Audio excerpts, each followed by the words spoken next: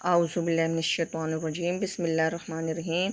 अस्सलाम वालेकुम मोहतरम नाज़रीन और सामीन, डॉक्टर यास्मीन तारिक की तरफ से खुश आमदीद। आप देख रहे हैं knowledge Chirag, encyclopedia of Quran पाक, चैप्टर नंबर 28, सूरतुल कसस। सूरतुल कसस कुरान पाक के 20वें पारे अमन खलक में है। बताइए इसका नाम किस आयत से माखूज है। इस सूरत की आयत नंबर 25 के फ़िक्रे व कसस अलैहिल कसस से है। सूरतुल कसस में हज़रत मूसा अलैहिस्सलाम का किस्सा तफसील के साथ बयान हुआ है।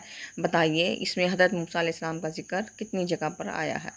सूरतुल कसस में हज़रत मूसा अलैहिस्सलाम का जिक्र 17 मकामात पर आया है। सूरतुल कसस कुरान पाक की 5वीं मंजिल में है और 9 रुकुआत पर मुश्तमिल है। आयात की तादाद बता दीजिए। सूरतुल कसस की 88 आयात हैं, जबकि इसमें कोई आयत सद्दा नहीं।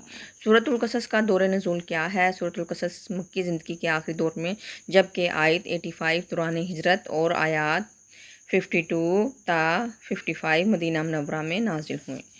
सूरतुल कसस का आगाज़ हरूफ मक़तात प सीन मीम से होता है। बताइए ये कुल कितने हरूफ और कलमात पर मुश्तमिल है।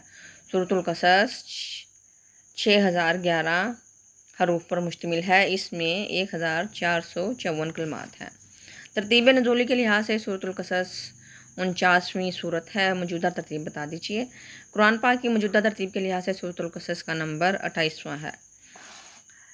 तादाद आयात के लिहाज से सूरतुल कसस का कौन सा नंबर है। तादाद आयात के लिहाज से सूरतुल कसस का 23वें नंबर पर है। बताइए सूरतुल कसस की वजह तस्मिया क्या है।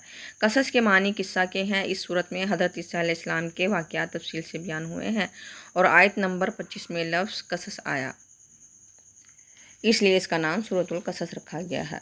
सूरतुल कसस की शान नज़ूल बता दीजिए।